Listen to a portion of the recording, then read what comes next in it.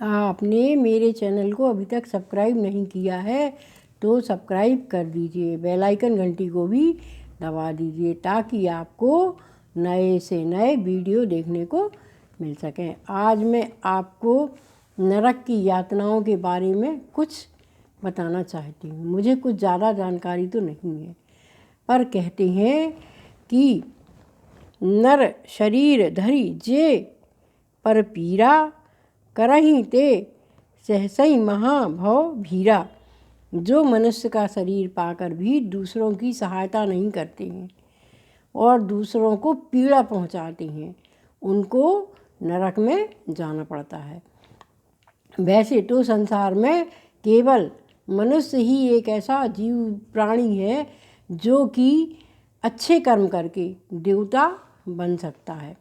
देवता बनने तक की मनुष्य में शक्ति ब्रह्मा जी ने दी है, लेकिन हम इस संसार में आकर सब भूल जाते हैं और संसार में भूलकर गलत कार्य करने लगते हैं।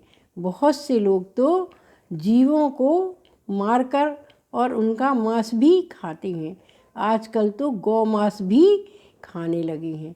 इन सब चीज़ों से आदमी की मति भ्रष्ट होती जा रही है और वह बहुत ही बुरे बुरे कर्म करने लगा है, जिससे कि हम मनुष्य जब मर कर जाता है तो उसको स्वर्ग प्राप्त ना होकर नरक प्राप्त होता है।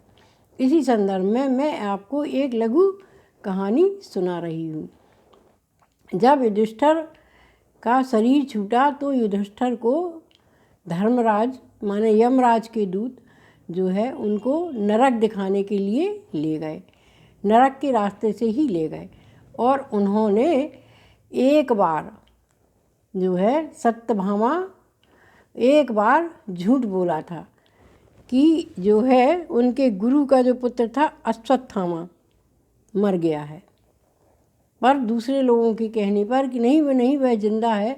उन्होंने कहा अश्वत्थामा एक हाथी का नाम था जो कि मर गया है। इस तरह से उनने केवल घुमाकर थोड़ा सा झूठ बोला था, क्योंकि युधिष्ठिर तो कभी झूठ बोलते ही नहीं थे। इतनी सी बात का उनको इतना बड़ा दंड मिला कि जब उनका शरीर छूटा तो यमराज के दूत उनको नरक दिखाने के लिए ले गए। और वो जब नरक में पहुँचे तो उन्होंने देखा कि बहुत से लोगों को बिच्छू काट रहे हैं, बहुत से लोगों का मांस कुत्ता खा रहे हैं, बहुत से लोगों को कढ़ाई में तपाया जा रहा है, बहुत से लोगों को उल्टा लटका दिया गया है, बहुत से लोग जो है चिल्ला रहे हैं पानी पानी। बहुत से लोगों के सामने 56 प्रकार का भोजन रखा हुआ है, लेकिन वो भोजन खा पाने में असमर्थ हैं। तो यह सब देखकर युधिष्ठिर ने धर्मराज जी से पूछा कि आप ये बताइए कि इन लोगों को यह कष्ट क्यों मिल रहा है। तो धर्मराज ने कहा कि इन्होंने अनेक तरह की पीड़ाएं दूसरों को दी हैं।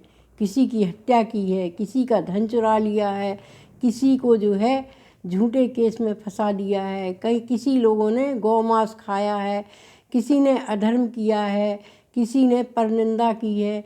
इन सब चीज़ों का यहाँ लेखा जोखा होता है और जिसको जिस तरह का दंड मिलना होता है उसको इस तरह से दंड दिया जाता है। तो युधिष्ठिर के वहाँ पहुँचने से, युधिष्ठिर के तप से, वहाँ पर जो लोग चिल्ला रहे थे, भूख प्यास से तड़फ रहे थे, उनको एक दिन की शांति मिली। तो सारे ही मनुष्य कहने लगे कि आप तो यहीं रुक जाइए, कम से कम हमें थोड़ी सी एक दिन की शांति तो मिल गई। तो युधिष्ठिर ने कहा ठीक है, अगर हमारे तप से आप लोगों को कुछ शांति मिलती है, सुख मिलता है, तो मैं ही रह जाता हूँ। प्यासे को पानी मिल गया, खाने वाले को भोजन मिल गया, जिसका कोई मांस खा रहा था वह दूर हो गया, और जो है सांप बिच्छू सब जो डस रहे थे लोगों को वो भी दूर चले गए। और यह सब देखकर युधिष्ठिर बहुत ही प्रसन्न हुए और उन्होंने कहा ठीक है, मैं नरक में ही रह जाता हूँ, कम से कम नरक के लोगों को माने थोड़ा सा आराम तो मिलेगा। उनकी तपस्या में, उनके जीवन में जो उन्होंने अच्छे कर्म किए थे वो इतने अच्छे थे कि लोगों को भी नरक में शांति मिली उनके तप के द्वारा। फिर अगर हम भी तप करें तो हमारा जीवन तो सफल हो ही जाएगा। पर जब एक दिन युधिष्ठिर वहाँ रहे तो धर्मराज को बड़ी चिंता होने लगी। धर्मराज जी गए और वो इंद्र, ब्रह्मा, विष्णु, महेश सबको लेके आ गए और कहने लगे कि आप तो इंद्र को, आप सब मिलकर युधिष्ठिर जी को समझाइए कि वो नरक के नियमों को ना तोड़ें। उनको तो सिर्फ थोड़ी सी सज़ा मिली थी क्योंकि वो थोड़ा सा झूठ बोले थे कि जो है अश्वत्थामा मर गया है। और फिर लोगों ने पूछा तो उन्होंने कहा अश्वत्थामा तो एक हाथी का नाम था, वह हाथी मर गया है। थोड़ा सा झूठ बोलने की वजह से उनको सिर्फ नरक दिखाना था, उनको हमें कोई नरक की यातनाएं नहीं देना थी। तो इंद्र ने, ब्रह्मा, विष्णु, महेश सब ने उनको समझाया कि तुम जो है नरक के नियमों को नहीं तोड़ सकते हो, भली तुमने बहुत तपस्या की है। तो युधिष्ठिर की बात समझ में आ गई और युधिष्ठिर वहाँ से चले गए। और युधिष्ठिर के जाते ही नरक का वातावरण फिर से वैसा ही हो गया। तो इस कहानी से हमें यह शिक्षा मिलती है कि अगर युधिष्ठिर ने इतना तप किया, इतना अच्छा आचरण किया कि नरक के रहने वाले लोगों को भी एक दिन के लिए शांति मिल सकती है, तो हम लोग क्यों ना इतने अच्छे कर्म करें कि हमें नरक में जाना ही ना पड़े।